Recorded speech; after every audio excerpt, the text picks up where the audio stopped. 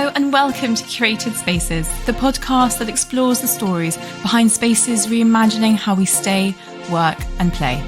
Join me, Molly Cooper, as I sit down with founders, owners and thought leaders to hear about their journey of bringing a space to life. Great spaces shape our lives. They inspire, nurture and connect us. But most importantly, they bring us together to share life's milestones with the people who mean the most to us. So whether you're a traveller, foodie or design seeker, join us as we celebrate the power of spaces and the brilliant people behind them.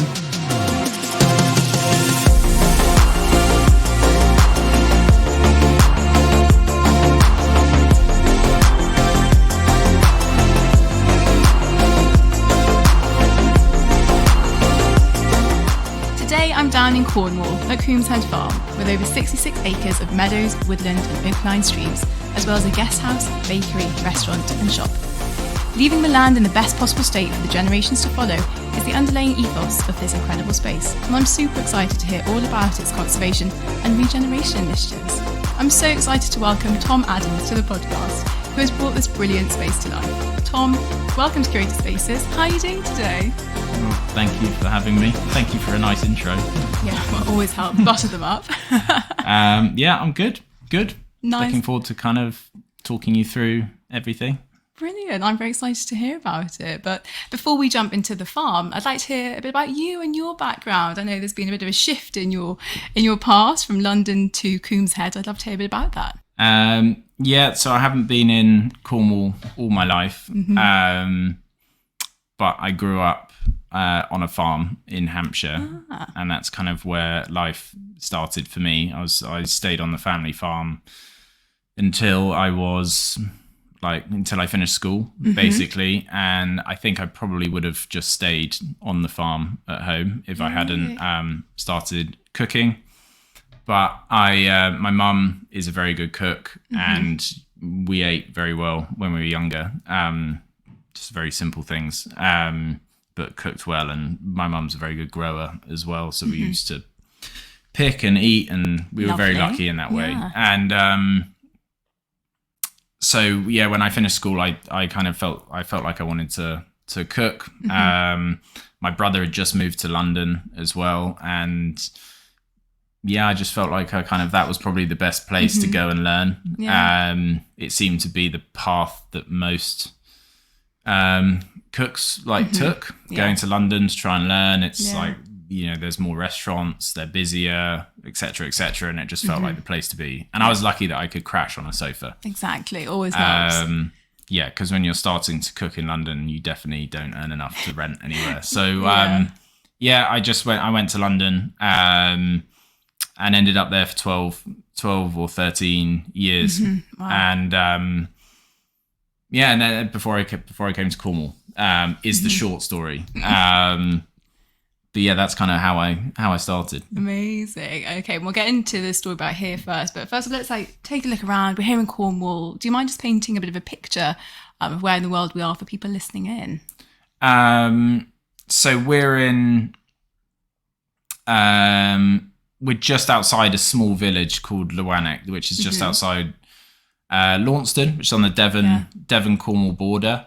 So we're only about 5-10 minutes off the main road here, but it kind of feels like you're in the middle of nowhere. Most people that have come to Cornwall will kind of think of the coastline, the beaches, Padstow, so on and so forth, the Lizard, Penzance. We are very much the rural guts of Cornwall. So this area is predominantly agricultural, like pasture. A lot of the good beef production in Cornwall comes from this area. We're sandwiched right in the middle of the two moors, Dartmoor and Bodmin, which is agricultural heartland. Got it. Yeah, I loved it. The little road here with the trees. It was amazing. Yeah, it's wonderful. Yeah, it really is. So what made you decide then to swap the big smoke for coming out here to the middle of nowhere, packing in the day job and branching out on your own? What was behind that decision? I think there was probably a few factors at play when we were thinking about leaving London. I think the main ones were, we had opened a restaurant in London, in central London, and when we were doing that, like a pretty vital part of any restaurant is kind of your supply chain. And for me, that was probably my most the thing that I felt was most important to me was the suppliers we were using, the way in which things were being farmed, and I think because I'd grown up in that world, I was drawn more and more to that side of things. So our predominant supplier for all of our meat when we were there was from a small butcher in Launceston, which is 5 minutes from where we currently are, and that is really the primary reason we're in this location. Because we are not in a place that is typically that you would typically find many hospitality businesses in Cornwall. Most places are on the coast. And when we were in London, we met this butcher. One of the first jobs I had in London was working at a restaurant, and this supplier showed up delivering meat direct from their farm in Cornwall, and it kind of blew my mind that they were going to those lengths to supply people, and it was something I just hadn't seen before in terms of the quality and the fastidious nature of what they did, and a butcher also being a farmer and a grazier, and just having a full commitment to the whole process. Because so often, if you buy meat in London, it will go through a wholesaler that may have gone through another third party, and the actual farmer is quite a long way down the chain. And with the Warrens, the butchers, Philip Warren is the butcher. It was just such a direct connection, and it was so dynamic. And it's just something I hadn't seen before. So even on the first time I visited them, when I was quite young in London, and I didn't know a huge amount about beef farming and so on and so forth and butchery, I just knew from meeting them that what they did was very special, and in the grand scheme of things was quite unique. And so they became just a really key part of learning when I was in London. Amazing. And I think because I started a restaurant when I was too young, really, in London. We started the restaurant when I was 22. And it was just it was too young, and I took on a bit much too soon. And I didn't really mean to open a restaurant. It kind of just happened. And when you start a business at that age, I stopped doing so much cooking and started managing more in the day to day. And I found that visiting the Warrens became almost like my learning thing. And so I would do 4 days in the kitchen in London, and then I would go and do 3 days with the butchers in Cornwall, and that would just became a massive part of my week. I just felt so invigorated going to Cornwall, learning direct from them, doing butchery, visiting their animals, talking to Philip and Ian, his son, and Ria, his daughter, about how they farm stuff, why the beef looks like it is, how they handle stuff, what are the aging processes, all the butchery, everything. It just fascinated me. And so that just started a really strong relationship down there that, I was visiting them so much. My week was almost balanced Cornwall and London. And through that process, I think after 5 years, it became apparent to me that there would be a point at which I would be keen to move away from the London-centric side of my life to what I was doing in Cornwall, and I didn't quite know how that would be manifest. And I just started trying to think of ways in which I could make what was happening in Cornwall more of a reality down here. And it also coincided with a 5-year rent review in the restaurant in London, which kind of made things trickier. And at the same time sort of brought home the fact that the nature of the restaurant we were running in London and the tenancy and just the leasehold agreements and having the landlords, I just knew that the amount of energy we were pumping into the restaurant, and they were big weeks, you know, like you're doing 60, 70, 80-hour weeks.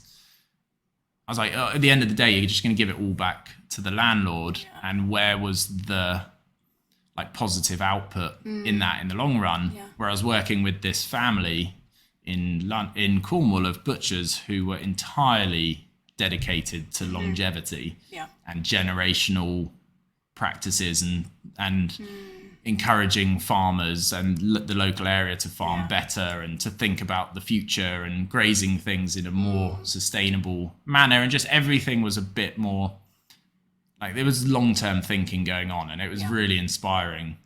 And it made me think about the more of the short-term nature of what we were doing in London, which was a bit more like buy it, sell it, that kind of nature of a like quick fire restaurant business in London with a leasehold. And I just felt like if we were gonna work this hard, it would be good at the end of the day to try and see a bit of it. Well, and potentially have something at the end of the day that you can hand over. Like whether that be to staff, like with employee ownership, or to like the next generation, to your kids, or whatever it was. That's like, rather than just selling the business and then living like just pocketing it, it was like, what can you, and then thinking about the next thing to do. I didn't really feel like that inclined to like do that. And in London, those were the options available to me. It was like, okay, we either open more restaurants and get the market value of the restaurants up to a point where you can sell it and then have some cash in the pocket. But then I was like, well, then what do you do? Yeah, exactly. Like, do it again? Yeah. So I'm not sure I've got the energy to like do it twice. To do that. Yeah. And it just felt like if you were going to invest that much time, it might be nice to think about what comes after you're gone, or whoever's next, and giving someone something to follow through with. And that's just exactly what the butchers were doing down here. It was just like a mind blow. I was like, these guys are thinking so far ahead in a very traditional manner.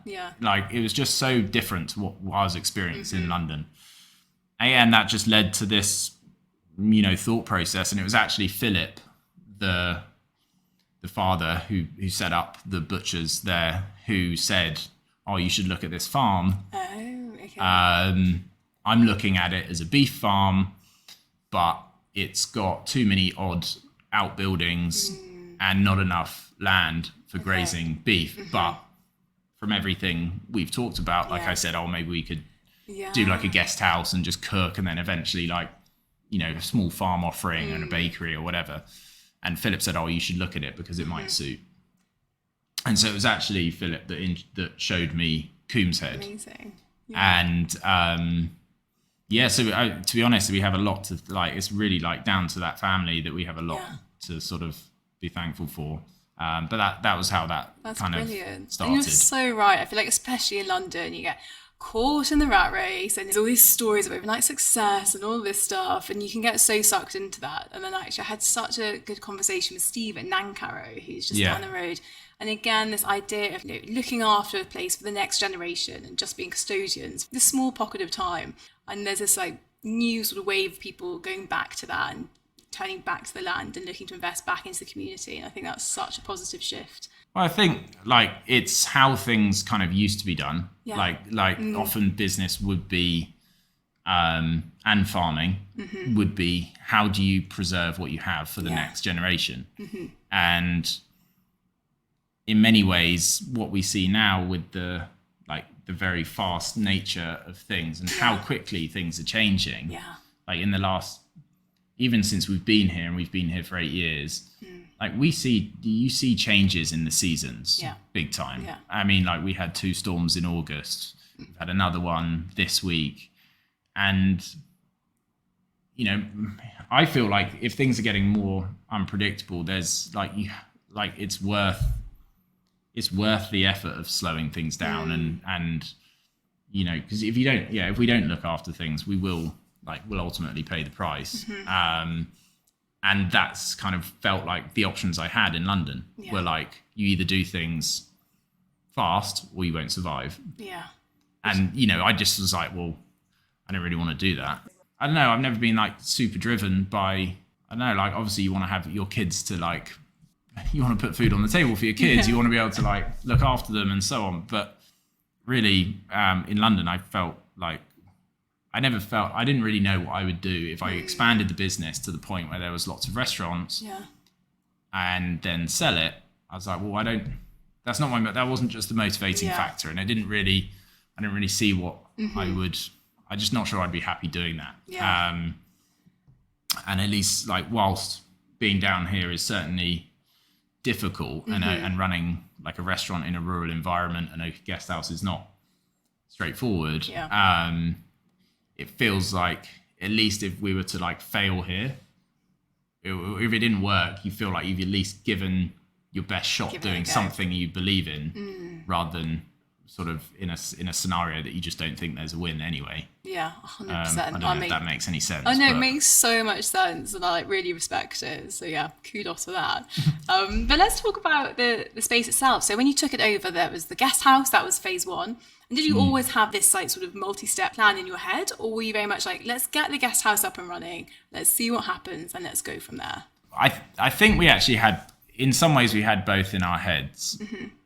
But it very quickly dawned on me that the long-term plan was only good and only had any form of like positive social output or was going to benefit the land in the long run if we stayed in business.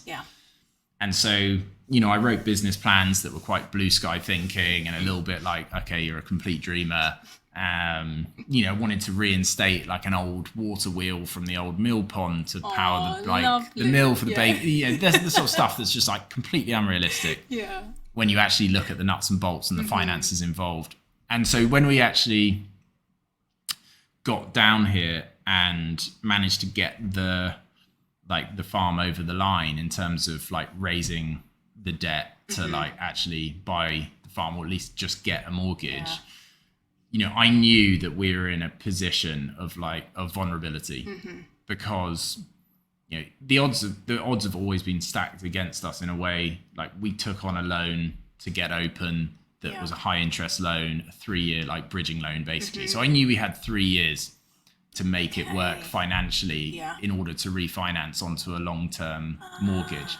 So my like ideas of like dreamy thinking and like water wheels and I don't know, threshing corn in the sun, it just wasn't going to happen. So basically it was a reality check of saying, okay, well, I know I've got this going out every month and I need to repay this every month.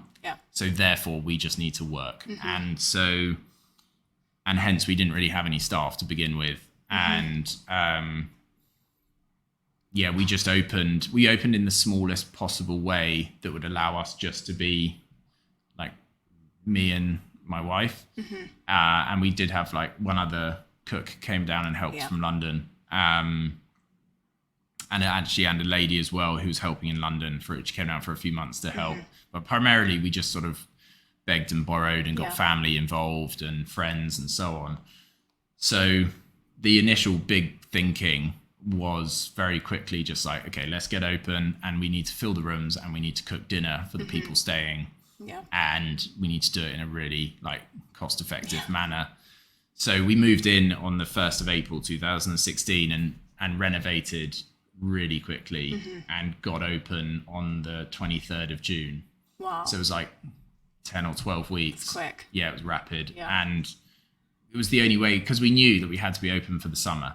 It's like if you're in Cornwall, especially this part of Cornwall, and you take your time and you get open for October, or you're completely screwed. You're blown, You're going to have to wait until next April to get busy again. Yeah. And so we knew we had to be open for the summer to get any form of momentum. And and we did, and it was tough. We didn't have any housekeepers, so you'd cook breakfast, then you would go and do the rooms, then you would get ready for dinner, check people in, do dinner, rinse, repeat. And I was still contracted in London at the time. Oh wow. So part of the sale in London, I was contracted to 2 days a week in London. So I'd do Monday, Tuesday, London, Wednesday, Sunday, Cornwall. So it's like, but it was necessary because that was my only income. So the original like ideas of sort of dreamy countryside was not quite the case. And but we were aware we had 3 years to basically make it work, and that was basically the driving factor. So I would say like the long-term plan was definitely in the back of my mind, like, but it was more a case of, and I never forget actually what Philip said to me. He was like, it's all well and good, like having like an idealistic thought, but you're no good to anyone if you go out of business. Yeah. And I was like, okay, like I hear you. If we can stay here for a long period of time, and like if we're still in business in 15 years time and we become like financially stable and work off the debt, then in doing so you will then have the ability and the like stability to then crack on with the big stuff. Potentially. And it feels like 8 years in, we've slowly turned the screw on kind of trying to like get to that point. And it's still we're still not there for sure, but we've managed to do some things that we think like were in the original kind of plan. But I think we're lucky in a way in that by default, some of the things that you do by just growing food or farming, if you do them in a certain way, you're beginning to have like you can rest easy that you're doing it in a way that is, I don't know, conforms to like your ideals or your ethics. So we're lucky in a way that we're in a place and have a business model that allows us to farm in a certain way or grow in a certain way and hopefully influence people in some way by default that they might be eating organic food or food like from the veggie patch, done slowly or whatever. But we're by no means at a point where the original plan has come to fruition in a way. And so what came next? It was the bakery, right, that followed after the Guesthouse? So in 2016 we opened the Guesthouse, and then late 2017 we moved into one of the barns in the courtyard, and I'd met a baker in London who came and helped do consultancy in London with us when we wanted to start baking bread in the restaurant. And a guy called Ben Glazer, who's an absolutely brilliant baker, quite remarkable baker. And he was running a bakery in Belgium at the time, moved back, was then running a bakery in East London. And he had expressed the desire to be slightly closer to the production of the wheat and wanted to mill. And so he had been spending time in America at a couple of mills out there, in a couple of the southern states, maybe Carolina, or I can't remember where else. And he had expressed a desire to be making bread where he had a bit more control over the production of the wheat and the milling of it. And I just said that we're looking at a place in Cornwall where that might be a possibility if you wanted to be involved. Yeah. And he was keen, and that the conversation just carried on. And then we finally got down here, and we sort of felt like there was a suitable space for the bakery. And so Ben moved down in 2017, and we knew that if we renovated the space where the bakery was going to be, we kind of had to run it 24/7. So it became the restaurant and a bakery at the same time. Got it. Just to the point where that became too much for the space, and Ben's sort of wholesale business started to expand. More restaurants in Cornwall were taking the bread. People seemed sort of happy with it. He was becoming more comfortable with the product, and it just grew. It just grew organically, and so it very quickly he outgrew the restaurant come bakery space, and we expanded a bit of the kitchen to become the bakery, and and that's kind of how that happened. And then so the restaurant had its own space, the bakery then had its own space. This is like 2019, and and we just ran it like that for a couple of years, really, kind of until COVID, to be honest. And how was COVID for you guys? I mean, it was a curious time. It was definitely a scary time. We had sort of just put planning in to try and do a couple more rooms and to try and we had just got a grant through, like a rural development grant for expanding the bakery a bit more. So it kind of just put a pause on a lot of stuff, and at a time where we had just committed to some building works. Yeah. So yeah, it was nerve-wracking because I guess like no one knew what would happen. Yeah.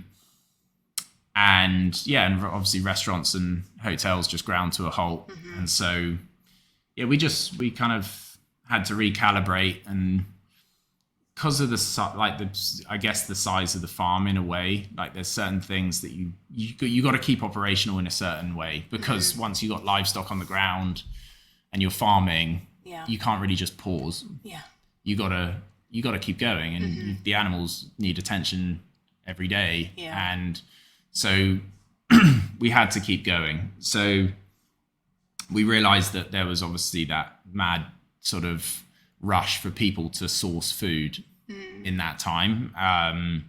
We got loads of phone calls saying, oh, you know, are you going to start doing meat boxes or direct boxes? Yeah. You know, like a lot of restaurants were doing at that time. So we started doing it. We had animals ready to go that were going to be used for the restaurant, but we didn't have the restaurant. So yeah, we just started doing like mail order stuff. Amazing. And it was pretty like basic at the beginning. We didn't really know what we were doing.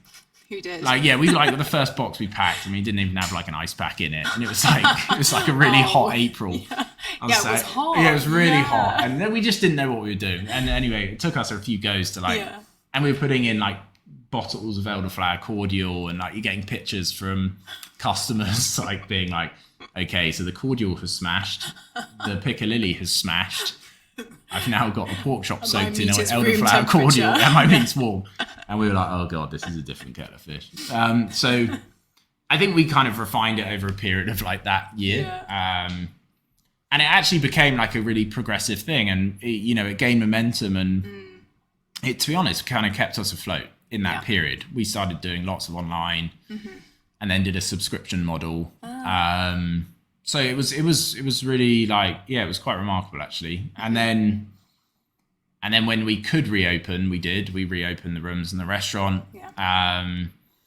But at the same time, we still had that online stuff going, and we had expanded the growing and the farming to facilitate that period. So yeah, when we reopened from COVID, we felt we were a little bit bigger in a way, because we had to expand certain areas in COVID that we wouldn't have expanded that quickly. Yeah. But we kind of had to. So yeah, it was kind of, we went into COVID with just like a restaurant with rooms, and then we kind of came out of COVID as like a restaurant, rooms, online shop, bigger farm, like proper veg production. Model. Yeah, and it actually, that was like, I found that quite tough in a way, like suddenly having way more to look after. Yeah. So that's been like a bit of like just trying to get your head around that. But I think we probably had it better than most in a way. Yeah. Just purely because we've got like outside space and greenery, and we had to keep busy by farming. So compared to a lot of like friends who had restaurants and were working in kitchens, who had a really rough time. And just nothing. Stuck in their flat in London or whatever it was. Like, we were super lucky. Yeah. So yeah, we had it probably fairly easy compared to most. And it was just such a crazy time, wasn't it? Especially at the beginning, and you were like, is this forever? Is this it was like complete hysteria. Wasn't it? Yeah. But they were like, the tanks are going into London. Yeah. And you were making like, I think during that period, we probably made a lot of business decisions that maybe weren't regrettable, but you were kind of like, it was quite impulsive. It was like an impulsive time. Oh, yeah. It was short-term thinking. Yeah, it was short-term thinking, and like you maybe bought equipment just to like do your like box scheme. But then like when you reopened, you're like, oh, bought too many ice packs. Little thing, and you just it kind of threw everything out of whack. So it definitely feels nice to just be a bit slower again. And so do you still do the subscription model, or have you canned that? No, we haven't. We don't do it. I think mainly just it was. We saw the online stuff slowing as soon as like restaurants reopened and people went a bit back to normality. In some way, I think it's a real shame, because in COVID, one of the few positives was that real connection that people made with small suppliers and small producers when the big supermarket cogs stopped churning and were found out in a way, like those supply systems don't actually work Yeah. in times of crisis. And in the long run, you know, people get burnt with the supply chain that's on that scale and that global. Yeah, I think it showed that small local supply systems, you know, they're so positive and they can be so amazing, and they give people connections to the farmers, and people understand the value in what they're buying because they see the producer and speak to the producer and understand what it actually costs to produce food. Whereas people don't get that in supermarkets. It's an assumption that a carrot costs 5p because the supermarket says it costs 5p, but it just doesn't. Yeah. And it's a shame now that it has gone back. Slipped back a bit. So easily in a way to normal when it was so direct in that period, and you were getting people, you know, asking if they could buy half a pig to put in their deep freezer because they were going to use it through the year, or like people emailing saying, oh, I want to start making bacon at home, you know, can I buy some bellies off you, and I'm going to invest in like a bigger fridge at home so I can cook more. Do that. And you're hearing or getting these emails through, and you're like, wow, maybe this is like a positive. This is it. Yeah, I guess people had the time, didn't they, to stop, take stock, and work. Think. You know, when people go back to work, you know, and work in the modern day is not just like 9 to 5. It's it's like 7 to 8. Yeah, exactly. And so that's I guess a shame. But for that period of time, it was definitely there were some positives. Yeah. Okay, well, let's talk about the outdoor space then. So you've got 66 acres here. Yeah. And you've got various things. You've got the orchard. You've got the vegetable patch. Could you sort of talk us through some of the stuff you've got going on here? Yeah, so there's 66 acres, of which 50 we run on a farm share scheme. Okay. So there's, which is in the second year of organic conversion. So there's a farmer about 10 minutes from here called Graham Dorr, who's an organic beef farmer and farms sheep as well. Really brilliant, like, amazing guy, incredible sort of generational knowledge on very good traditional organic agriculture. And so he co-farms the land with beef and sheep. We share the output, we buy the product off him and help him sell it as well. Okay. So it's like a really nice thing, and we learn, like, it's a nice system. Yeah. Like, we learn a lot from him. We help him sell the product to hopefully better homes, in a way. And he's also been like pretty key in helping like develop the valley and look after it. Basically mimicking what he does on his farm, which is just continual planting of trees, regeneration of hedges. He doesn't really believe in fencing, so he's just constantly laying hedges, planting more, re-establishing natural corridors with trees and hedgerows and so on. So he's been pretty pivotal in helping us try and mimic that in the valley. All of his animals are kept outside 365 in just a very very natural kind of system. And so as part of that, he's helped us plant a orchard in the front field, which is part of a agroforestry project with Cornwall Council called Forest for Cornwall, which is to encourage farmers to change their grazing methods a bit, do more strip grazing, which is moving cattle quickly through areas of ground, helping the grass regenerate, and using fruit trees and nut trees to create these avenues. So that's what we've done in the front field. There's 120 mixed fruit trees in there, planted in 11 avenues, which we strip graze the cows in. A mix of traditional Cornish and Devon apple varieties and Tamar Valley cherry varieties. And then, another kind of 40 fruit trees planted up in a couple of other fields as more of a traditional orchard. So like kind of dotted trees rather than linear trees. And then within that, a little bit of veg production. So there's like a market garden up there. and pigs and chickens are dotted through areas of woodland and pasture that's not used for cattle, in quite a kind of low input, quite a kind of extensive system. So they move quite a lot. Don't spend too much time on the ground, and so it's like there's definitely a bit going on outside in a nice way, but it's still pretty small. We keep about 50 to 60 pigs at one time. We do about 600-700 chickens a year, and then there's 30 cows and 50 sheep. So it's like in broad term, it's pretty small.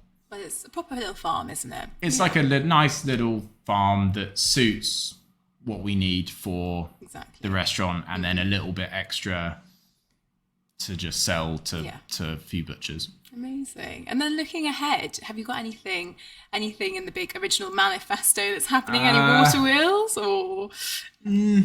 I think the next kind of couple of years are going to be pretty heavily focused on trying to get our inputs in order. So we're putting in quite a big like solar project next spring to try and sort of help.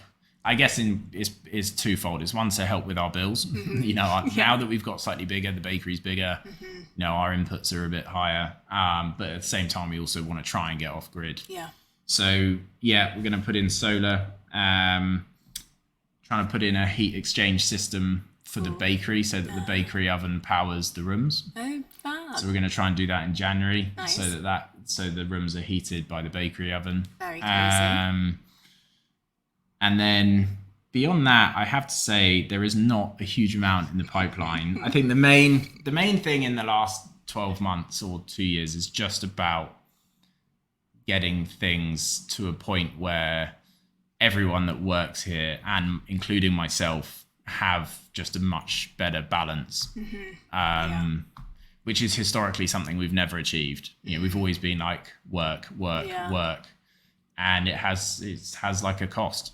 And I think now with like more of the people that work here have kids, we're all getting older. We're definitely getting to a stage where you can't just do 18-hour days every day.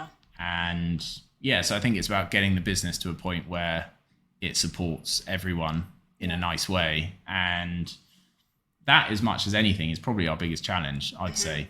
And like, we're into year 8 now, and like, it's one thing I think in the first few years trying to like bring customers to Cornwall and trying to just get bums on seats and trying to just be busy. And then now I think we're in a period of like just refinement to try and make it work for ourselves and for everyone that works here. Is probably the main like long-term longevity. Remember? And it's interesting. Like, you think about the long-term plans, but you never really like think about yourself in them, or your like family and stuff. True. And you're just like, okay, cool. Like, let's get the business needs to just keep working. And you're like, well, it's just not going to work if we're all burnt out. Yeah, exactly. So we need to like put some energy into that. Well, I'm sure you'll get there. I hope you do. It's been so fun chatting, but before we do go, we do have a quick game of Dream Spaces to play. I'm going to ask you 3 prompts. Imagine you've won the lottery, cash that check. I'm just going to ask you which space comes to mind. So, in the world? Anywhere. Anywhere you want. You don't even have to be. So first one is, where are you getting away to detox, to disconnect? I've got to say, I would go right smack into the middle of rural France. Oh, God. It's like my dream. Yeah, it's my dream. I love France. I'm a sucker for it. So I think we would go, we'd try and go like every few years, just drive down with the family. Nice. I think I'd just have to go to the Jura and just eat a load of Comté. Comté and delicious. A lot of smoked sausage. Brilliant. That sounds like my kind of detox. Next up, slightly different. Your ultimate birthday party. Where are you hosting it? Oh, crikey. I don't think I've had a birthday party in like 15 years. Ultimate birthday party. Maybe I'd just close the farm and just have a massive rave in the courtyard. Love that. I don't know. Yes. I don't know. Love that. Farm rave. Or, a good birthday party. I'd like to have a long, and I haven't done it since I probably worked in London, but a good, long, lazy lunch at like an old school restaurant that I haven't been to in years. Like, I don't know, I'll go to like Quo Vadis or I don't know, maybe the Seahorse in Dartmouth. Great one. Pretty great. Maybe just like sit there for the whole afternoon and just like have a few Negronis and just like delicious. And then something like that. 8. Yeah, perfect. Something like that. Okay, and last, your once in a lifetime bucket list trip. Where are you going? Oh, man, that is like a big question. I definitely should have prepared that. So I think I guess now that I've got I've had kids for the last 4 years, pretty much if I go on holiday, it has to be Europe because I just no way am I sticking them on a flight. No. At least for not any long period of time. I would have to say at the moment, I'd potentially drive from here through France, through Switzerland, a little bit of Austria, and I would end up in northern Italy. I think bucket list would be northern Italy, a couple of weeks in Umbria. Gorgeous. And drive up to Tuscany and just eat and drink myself silly. Gorgeous. See the agriturismos. Yeah, a few of those. Yeah, I think that would be the dream. Oh, well, I do hope you get your trip to Tuscany and beyond. Thank you so much for coming on the pod. It's been such a pleasure. Thanks for having me.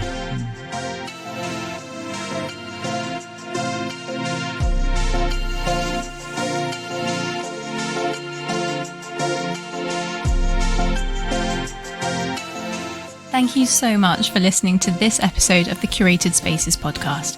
For more information and content around any of the spaces we feature, head to our website or Instagram, and don't forget to subscribe to have new episodes delivered straight to your inbox every Wednesday. And if there's a special place in your life that you'd like to hear on the Curated Spaces podcast, please do get in touch, as we're always on the lookout for more brilliant spaces to share with the world.